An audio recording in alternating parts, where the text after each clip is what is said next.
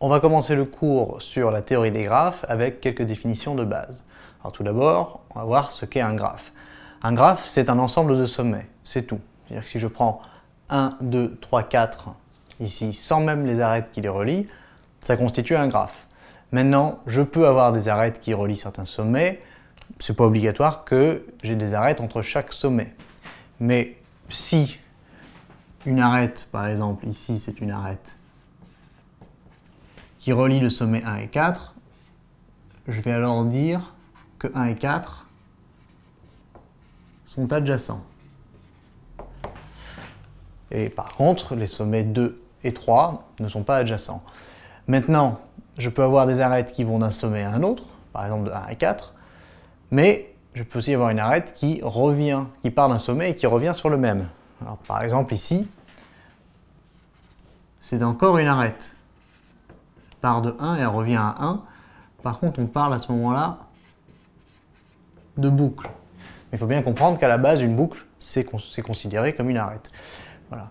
Donc, mon graphe ici, qui est simplement ma collection de sommets 1, 2, 3, 4, avec maintenant en plus un certain nombre d'arêtes entre certains sommets, on va dire que ce graphe est non orienté,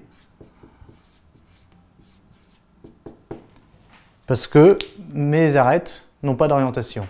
Donc je peux aller par exemple de 1 à 2, mais ça veut aussi dire que je peux aller de 2 à 1, il n'y a pas d'orientation sur mon arête qui relie les sommets 1 et 2. Par contre, si je rajoute maintenant une orientation sur mes arêtes, en mettant des petites flèches comme ça, eh bien ça signifie que je peux aller de 2 à 1, mais je ne peux plus aller directement de 1 à 2.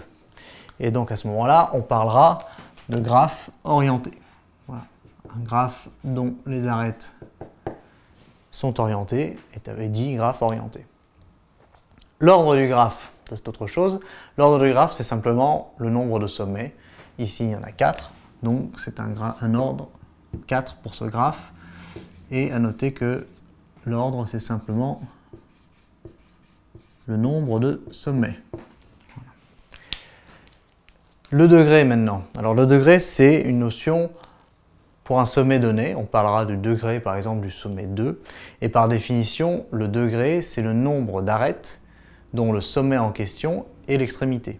Ce qui signifie par exemple pour 2 ici, 2 est l'extrémité de cette arête-ci et également de celle-là. Donc le degré du sommet 2, c'est 2. Pour 4, c'est la même chose. C'est l'extrémité de cette arête-ci et l'extrémité de celle-ci, donc c'est aussi un degré 2. Pour 3, eh bien 3 n'est que l'extrémité de cette arête-là, et donc son degré est de 1. Et par contre, attention, dans le cas du sommet 1, il est l'extrémité de ces 3 arêtes, puis de celle-ci, et aussi de celle-ci. Alors c'est la même, mais ça compte pour 2, puisque la boucle, ça me fait 2 extrémités, plus 3. Donc le degré de 1, ce n'est pas 4, c'est 5. Alors on reviendra sur la notion de degré quand on parlera du théorème d'Euler ainsi que du coloriage d'un graphe. Pour l'instant, ce qu'il faut retenir, c'est que c'est le nombre d'arêtes dont le sommet en question est l'extrémité. Deux dernières notions pour cette partie-ci. Un graphe complet. Alors il y a deux cas de figure, il est non orienté ou orienté, ça dépend de mes arêtes. Mais s'il est non orienté, un graphe est complet si chaque couple de sommets est relié exactement par une arête, c'est-à-dire vous prenez 2 sommets et il n'y a qu'une seule arête entre les deux, n'importe lesquels des 2 sommets que vous preniez. Et ne comporte pas de boucle. Par contre, s'il est orienté, on veut que tous les sommets soient adjacents, c'est-à-dire reliés entre eux par une arête, et pas de boucle non plus. Donc voilà pour un graphe complet, où on verra quelques exemples pour illustrer ça. Et le dernier point, c'est le sous-graphe.